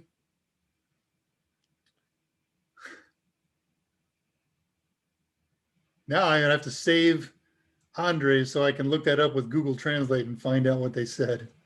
Sounded pretty accurate. Good, glad to hear that. Okay, for the rest of the world, what does that mean? He posted, yeah, the voices is funny. And I really hope that there are other voices, but if not, it's great to play with. Got to switch to live chat. There we go. All right, I'm kind of back up here. Boo. Complete operational. Stop. All right, well, that's it. So that's what's going on in the world. It's a fun program. And I'm going to dovetail off of this.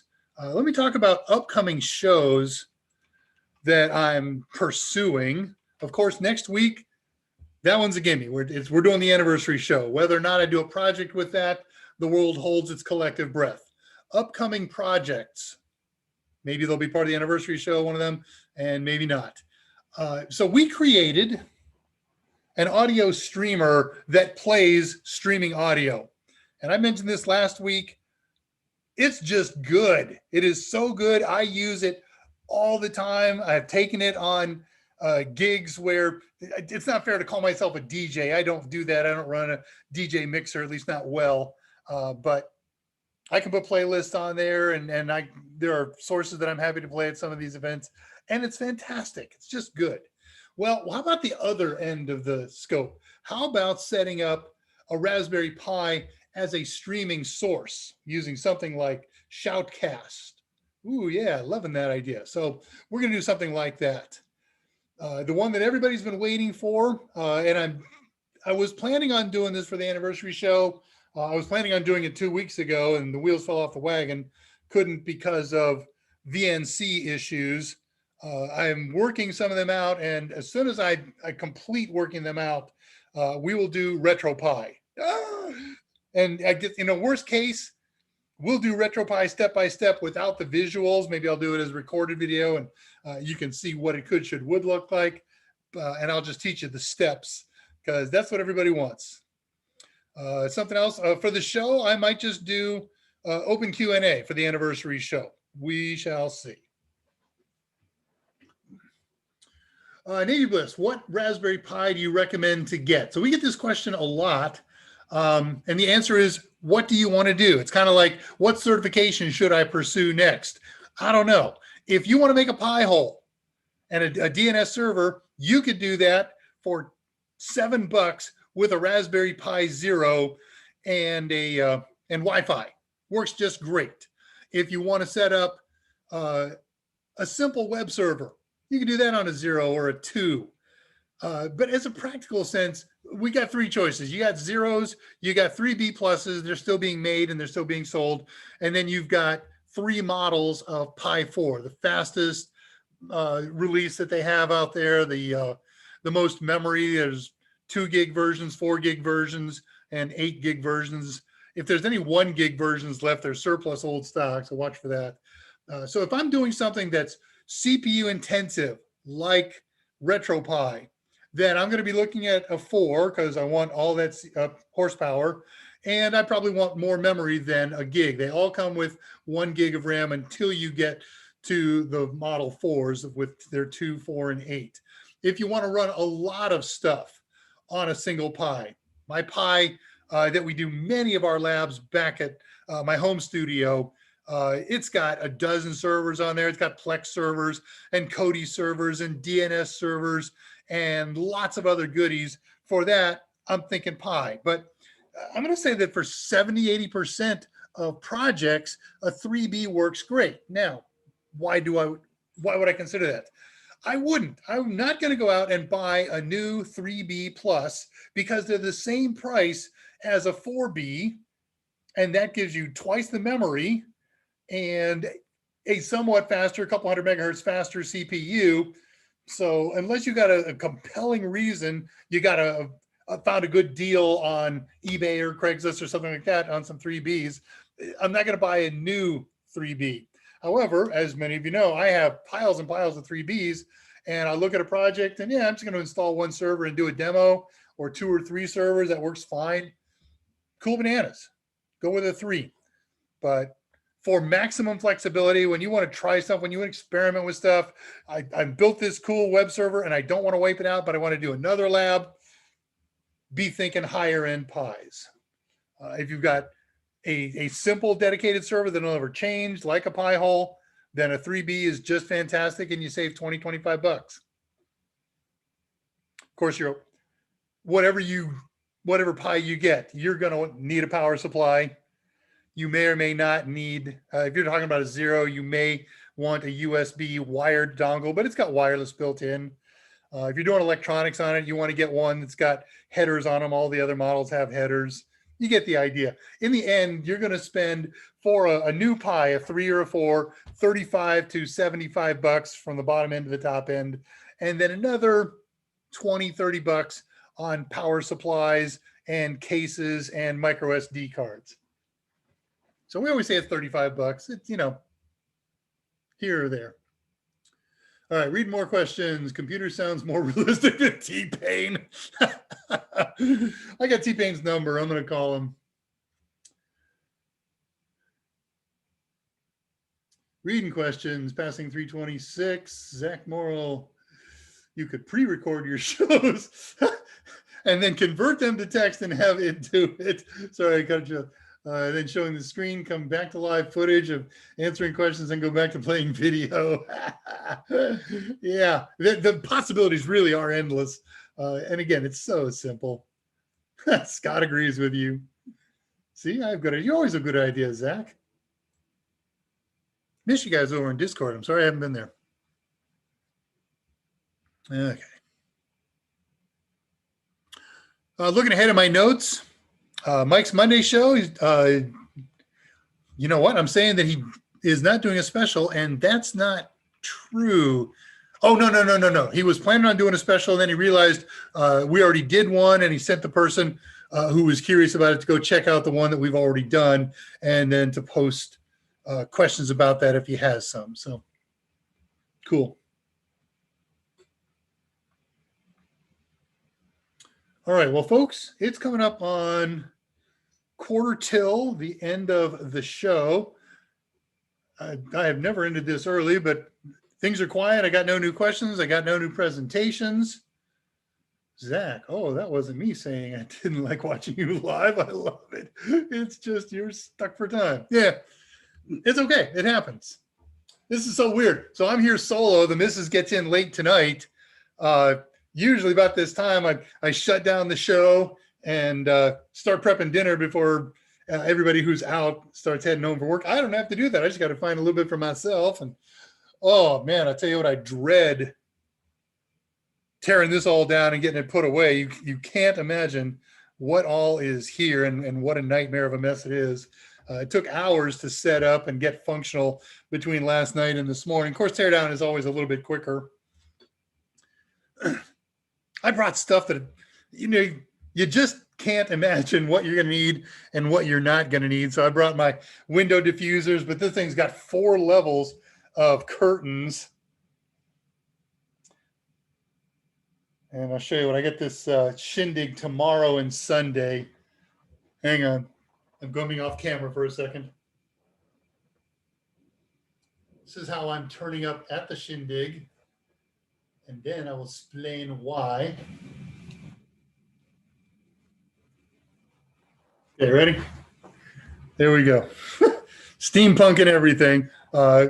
Before I went on the road the other day, the missus and I were out shopping, and we ran across a gent who bought a case of steampunk glasses. And I'm guessing he paid $10 for a case of 100 or 200. Boy, that fogs up pretty good. And he sold them for $1 a piece. So I bought a pair for everybody in the family and a pair for friends and relatives that I'm visiting here. So, all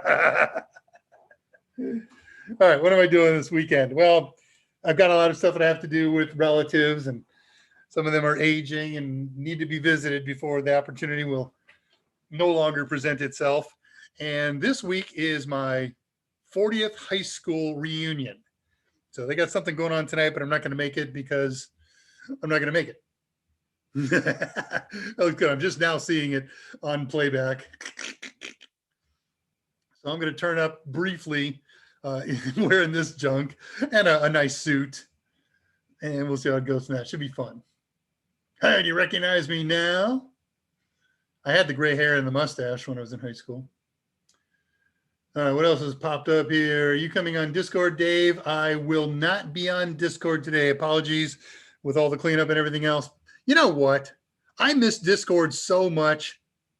Yes, I will come on Discord. Scott posted the link. Let me go get it. Scott, do me a favor. Post the link again.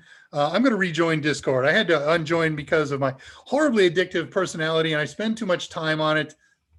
Tough. I miss it, and I'm coming back. So yes.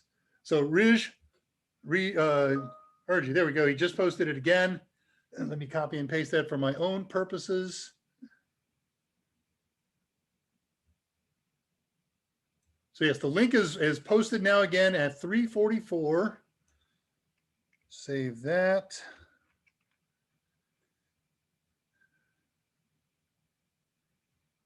Put it in my handy dandy little note file here. That's a good thing. If for no other reason, because I'm always asking Scott to post the Discord links because I don't have them because I wasn't a member anymore. So I will be a member again and get my own Discord links. I'm back. You know, unless Tolwood hits his band hammer with me.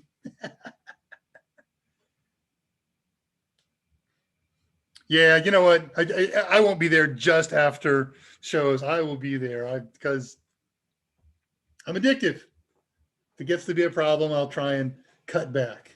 All right, lots of posts are posting here. A few more things before we wind things up. I'm glad. I just learned that the Ever Given is finally in the port of, oh, wonderful. That's cool. Has made it to Rotterdam. 5 months late. Yep, still being stuck in Suez, but wonderful. I don't know what you thought he said, Zach, but it couldn't have been good. All right. I don't know how to pronounce RJ. Oh, it's probably Re-Win, right? Newbie learning cybersec pathway. Okay. There are a couple of folks that are getting really deep into cybersec when you go over there. Definitely make sure you connect up with a person named The Green Abyss, all one word. He and Kevin Lopez, Zach Morrill, they're all Alex. They're all cybersecing and a number of other folks. So you've got a good group to work with, and they study together and they come up with ideas. They play Cali, of course, and we got a Cali forum. I can say we because I'm going to be there again. Yeah, it has been a long time. This is okay. Glad you're coming back. Thank you. If you feel like that, then only come on after live streams. Yeah, I wish. If I have it up, I will be there listening. Oh, you started pen test. That's right. You did, Zach. That's awesome. It won't be long, Zach, given how long you've been doing the new job. It won't be long before you start climbing the ladder in there and become the senior and maybe pursue management, or before you've got so much under your belt that you'll become more marketable for another position. And, you know, with the job, not job shortage, but the job employee shortage, you're getting more and more valuable every day. And when you start adding pen test to your value, you're even going to be that much more attractive. And you're already a very attractive guy, as we all know. Okay, 10 minutes to wind up. We're wound up here pretty well. Project is done. I've done all my up and goes. So let us prep this thing. Oh, yeah. So Scott has reminded us that we've got the AMA specials, the bundles, the ebook and Total Tester for A+, the ebook and Total Tester for Network Plus. And those are available at 50% off. Use the code for using US style of dates from this most recent Monday 072621 as your checkout code. Zach, David Rush, I tried. They didn't give L2 to me. Okay. They gave it to two others that, in my opinion, shouldn't have got it. Okay. Well, you know, you can't have every update and upgrade, but I have no doubt that you will. We know you. We know your diligence. And, you know, if you ever need character references, things like that, I'm sure all of your close friends, oh, heck, you posted on LinkedIn this week, and you've got a very good following, and lots of folks responded to that. Of course, you've got a good friend base there. You've got a great friend base in Discord, and you can also use me if you think I have any value. And I'm sure Mike and Scott would be equally amenable. So maybe that would have made the difference. If Dave Rush would have said, man, I know how diligent and smart and interested that Zach is, you would have nailed it. So use me next time. Drama giveaways, August 6th, how to enter. So, yep, this is the last notification we're going to do. Oh, you know what? It's not the last notification. I'll be able to do that on Mike's Monday and Wednesday show, but it's the last one that'll come directly for me. So if you want to be enrolled, registered for the drawing on August 6th on the show, send an email to pi@totalsem.com, just PI, and give me your name, full name, first and last, your email address, your YouTube or Gmail address, Gmail name, there we go, and your mailing shipping address, and you will go into the hopper. And I will, because of that canceled event for tonight, it's not really canceled, it's I can't make it because the missus isn't going to be here in time. And I don't want to go eat French food alone. The only time I do that is when I go to Paris alone or Quebec sometimes. I'll put you in the hopper, and I will get receipt notifications to everyone out. It's a really simple thing to do. I can just sit there and click and go and click and go and click and go. I live in Silicon Valley, says Navy. Does that mean I have better chance of getting a job? It means there's a ton of job openings out there. Hey, quickie story about that. And by the way, if you want to come to Houston, somebody sent me a job offer today as a senior PC support professional, whatever their title is, for the county in which I live. We live in the third largest county in the country. And they were offering ungodly amounts of money. And I'm not interested. I didn't respond. I like my job here at Total. But, if there was somebody out there who's got some PC support skills, as many of you do, you want to come to Houston, Texas, check on LinkedIn, look under PC support and Harris County, if you can do searches on that, and come to move to Houston, man. There's a good job, and it pays well. The discount intro, Catherine wants to know for, I assume you mean IT fundamentals. No, the only discount this week is just for the two bundles, the A+ ebook and Total Tester bundle and the Network Plus. I don't know if we've done, yes, we have, but informally, IT fundamentals. I will propose that to the appropriate personnel that we get that one included in next week's specials. So be watching Mike's show at 2:00 Central Time on Monday, and we'll see if we get that accomplished. Otherwise, I have no idea what specials they're going to do next week. I find out 5 minutes before Mike starts his show. I think Scott finds out about 10 minutes before he starts the show, and he's the one who posts. So we'll try and get that for you. And I'll tell you what, send me an email, and that will help me be able to present this to the powers that be. You can send it to daveR@totalsem.com. I'm going to put it up here in the share. That says, I would be interested in the IT fundamental and discount on IT fundamentals products. And that way I can say, hey, look, we got people on our streams, on our AMAs who love these discounts, and they would like them on this product. So I don't know but I don't know the background on that stuff, but if it's available, I'll do it. So just kick me off an email, remind me that you are interested in IT fundamentals product discounts. I'm at daveR@totalsem.com. Hey, you guys are helping me fill the time. Thank you.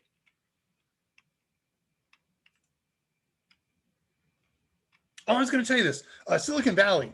So yeah, I got 2 minutes for this. Million years ago, living in Jersey and was looking for techno work. I had some techno cred, not as much as obviously I do now, but Silicon Valley, that's where you want to go. And it was booming at the time. So I bought a new suit and I made a copy of 500 resumes and I grabbed a flight out to San Jose and I spent a week just patrolling all over Silicon Valley. Every techno company that I heard of, certainly it was one of my hopeful criteria. When I job hunt, the job hunt always had to include, after I became an adult and married and a professional, all that, is when I work with for somebody, it's got to be somebody my mom has heard of. Mom is a non-techno. So, if I'd gotten on with IBM, she would have been beside herself. And if I'd gotten on with AT&T, even more so, because she used to work for AT&T a million years ago. So I went and I hit every major name and every mid name, and I got nothing. I came home, I sent some more resumes out, and I got hired by somebody who was out there, but it was just somebody, and it was somebody that I guess I did get the job because it was somebody where I stopped into and I handed them a resume. So when I sent another one, you may recall that I was in there last week and you didn't talk to me, but here's my resume again. Persistence helps. I know of a person, a friend of mine who worked with me at Compaq, and she used to send a resume and a cover letter every week to a particular department head in the department that I was working for. And when an opening happened, there was no discussion. There was no interviews. Like, obviously, we're going to give it to Christy. Even though we've never spoke, I got 500 copies of her resume and 500 cover letters, and I know her background. So persistence counts. Yeah, send a message to Kathy Yale as well, Kathy Y. You know what? Scott is brilliant on that. Kathy Y will bend over backward to help people. I've seen her do things with folks here on the AMAs. A simple request often just gets her drumming. So go for that. I want work remote. Is that a good idea? If it's good for you, sure. I have loved working remote for this last coming up on year and a half. I still go in the office now and again on as needed basis. My job allows me in large part to work remote. Sometimes I have to go into the office. I'll be in there next week prepping some equipment that's going to go on the road, things like that.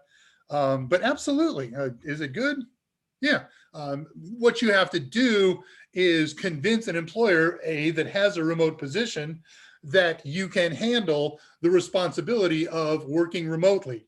My brother-in-law works remotely for in the medical industry, and they have many people who they seem to have a lower trust factor than others. And so what they've done is, when you get a remote position with them, they install certain software on your machine that you need to do for the job, and monitoring software that makes sure you're clicking keys at least every so often, so they know you're not off, visiting the neighbor and babysitting the cat or whatever the case may be. So include in there whatever evidence and information you have that shows you can work effectively remotely. I don't work effectively remotely constantly typing. However, I start work at 6 a.m. and I work until midnight. So I get more than 10 hours a day worth of work accomplished. Just if you call me, I may or may not answer. I got to take my car to the shop, something like that. So yeah, it's a good idea if it's good for you. A lot of us work remote. Scott works remote. Just about everybody in our company works remote. And I don't know what's going to happen. I've never talked to management about this or gotten their feel, but I've always kind of assumed that fall was going to be an attempt to return. But with Delta spiking, I know a lot of big companies are pushing back their planned fall returns to the office. And I suspect, with no evidence to prove one way or the other, that we will probably do the same thing, which I like because I got my nice little studio here with you. And whether or not we're working remotely, I'm going to be with you for as long as I can breathe. Reading the last questions. I'd love to work remote. Yeah, that doesn't work as well for you, Zach. It doesn't. And that was, I guess, one of the other reasons I didn't consider that Harris County job. I like not driving downtown or farther every single day. That's just horrible traffic, especially in Houston. Navy assumes desk job would work great while working remote. Of course, probably the only job I can get with limited experience and A+. Yep. All right, we're going to close things down here. That's a good place to do that. So it's been great. It was a good show. Really appreciate you guys turning up. I will be back in studio next week. We are doing the anniversary show next week. Thank you, Scott. Thank you for your great support. Scott's off to his meeting, and I'll do my thank yous at this point live and in person. Have a good meeting.